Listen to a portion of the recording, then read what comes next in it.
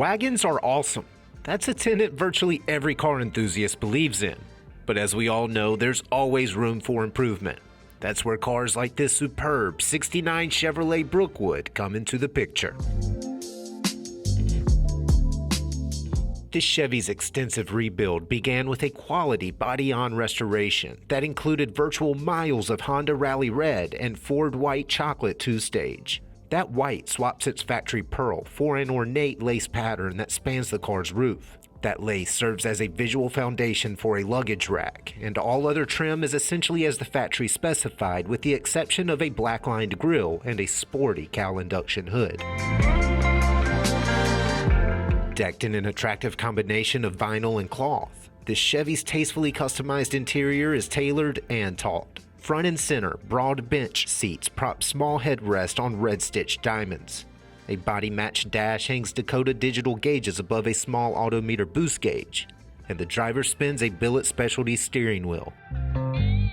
Lift the hood and you'll find 6.2 liters of rowdy Camaro LS3 that, thanks to a ProCharger supercharger, creates over 700 dyno-proven horsepower. Managing all of that force-fed power is a 4L60E transmission and a 10-bolt rear.